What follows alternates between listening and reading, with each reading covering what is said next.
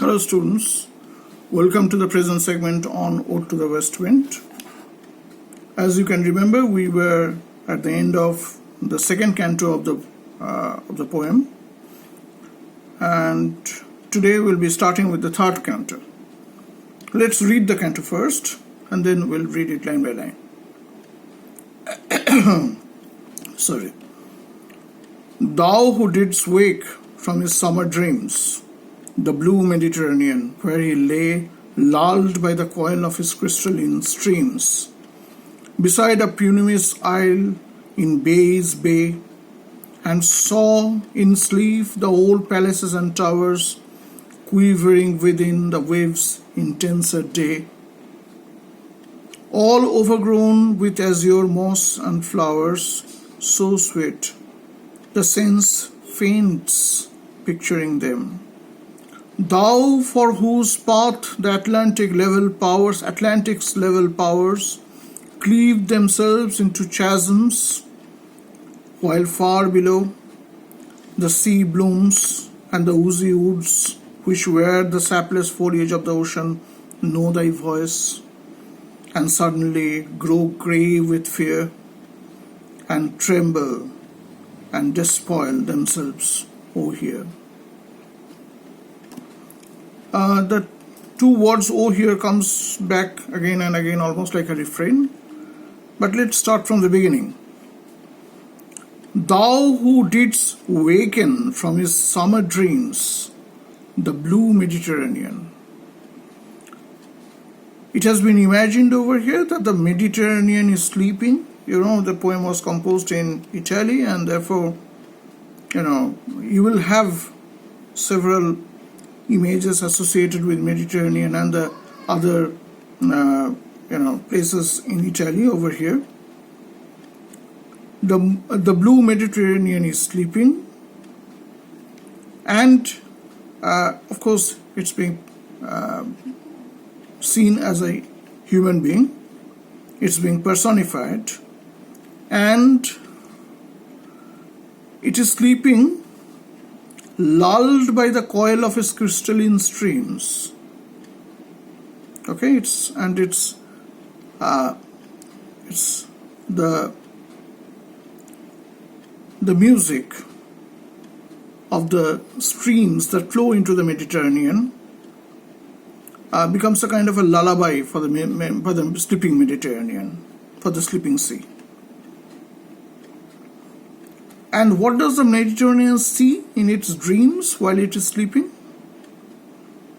Beside a Pumice isle in Bay's Bay, and saw in sleep old palaces and towers quivering within the waves' intenser day, all overgrown with azure moss and flowers, so sweet, the sense faints picturing them. The image is a bit complex. It's almost a complete painting rather than an image. The Mediterranean is sleeping, and its sleep is intensified by the lullaby of the crystalline streams, the transparent streams that flow into the Mediterranean. And in its sleep, it is seeing a place which actually occurs in reality. It is sleeping beside a Pumice isle. Pumice is volcanic stone, and the image of volcano again is to some extent associated with the image of revolution, image of agitation, and also to some extent of resurrection, because when the volcano erupts, one part of its side is eroded, but we also have new land formed out of its lava. So Pumice brings in all these associations.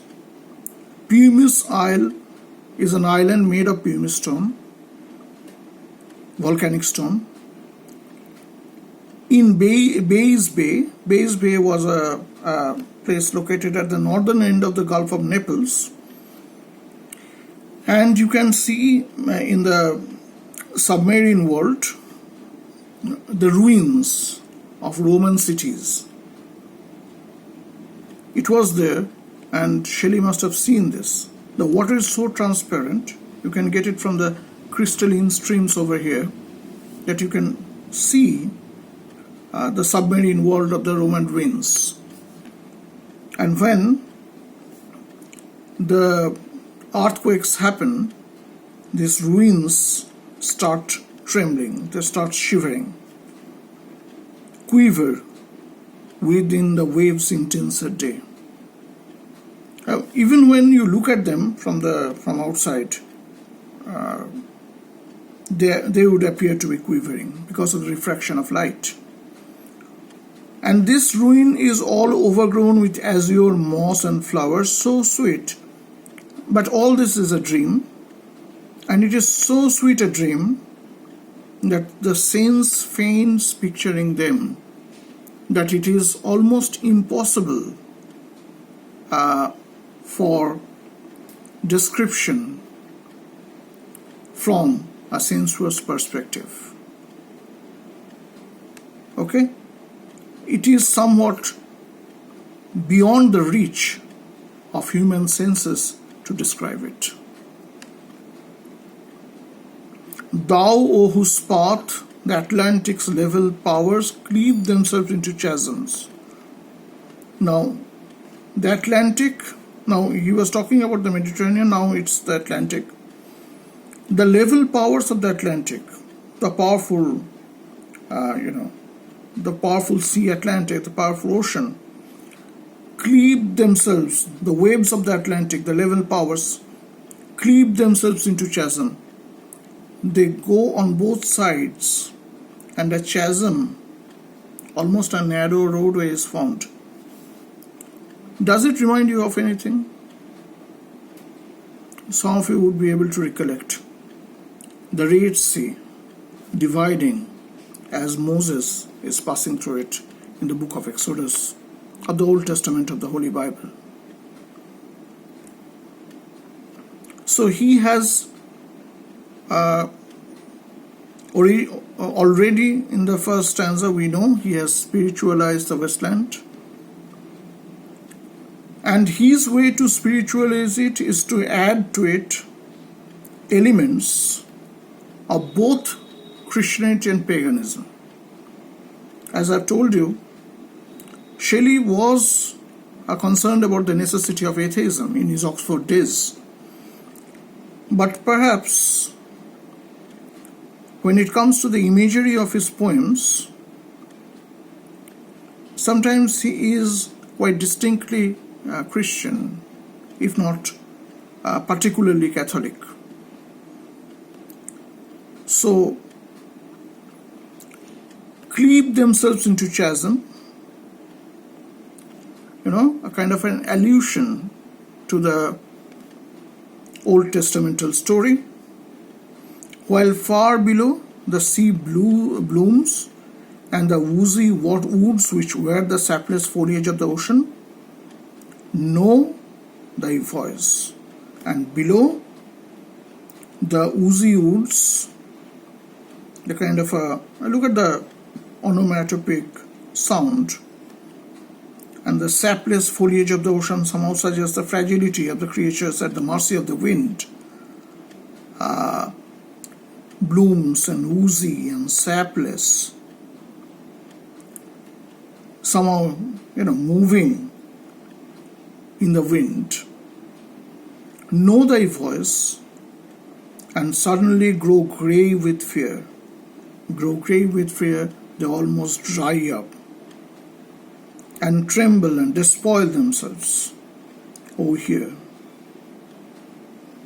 The third canto, you can see, is the effect of it deals with the effect of the west wind. It's basically descriptive of waves, the waves of the Mediterranean, as the Mediterranean is sleeping, and the waves of Atlantic cleaving themselves to form the root of the west wind. And the submarine foliage and submarine vegetation, getting alarmed, becoming dry, getting anxious about the trembling, about the devastating effect of the wind.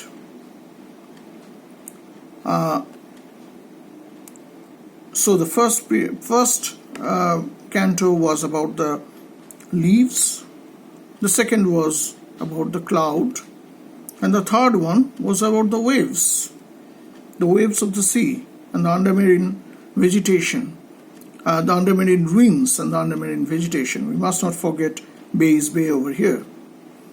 While we move to the fourth canto, we'll see all these three come together at the beginning. If I were a dead leaf, the fourth canto, the third canto, as I've told you, talks about the effect of the west wind. The fourth canto about its message. If I were a dead leaf, thou mightest bear. If I were a swift cloud to fly with thee, a wave to pant beneath thy power and share the impulse of thy strength, only less free than thou, O uncontrollable. If ever I were as in my boyhood, and could be the comrade of thy wandering over heaven, as then when to outstrip the sky's speed scarce seemed a vision, I'd never have striven, as thus with thee in prayer in my sore need. O lift me up, O lift me as a wave, a leaf, a cloud, I fall upon the thorns of life, I bleed. A heavy weight of hours has chained and bowed one too like thee, tameless and swift and proud.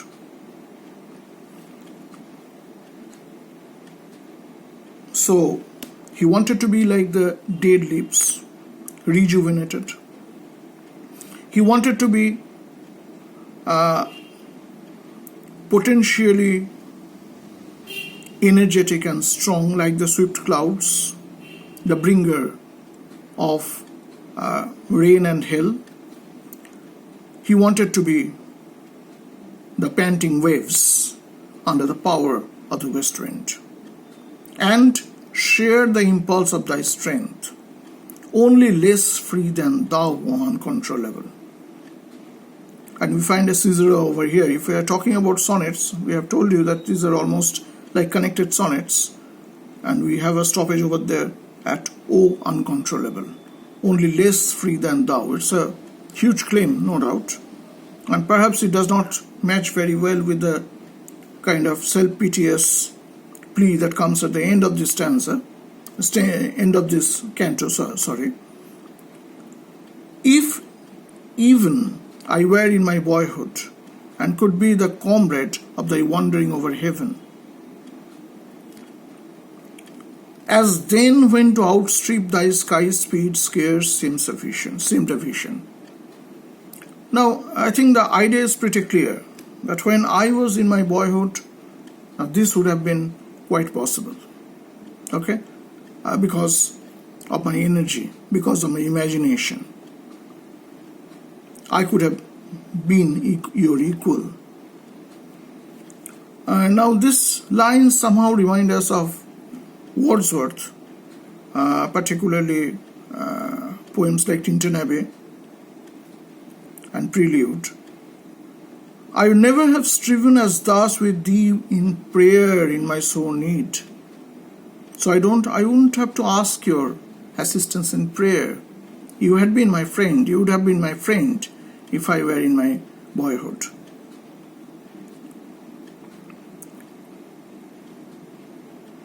O lift me as a wave, a leaf, a cloud.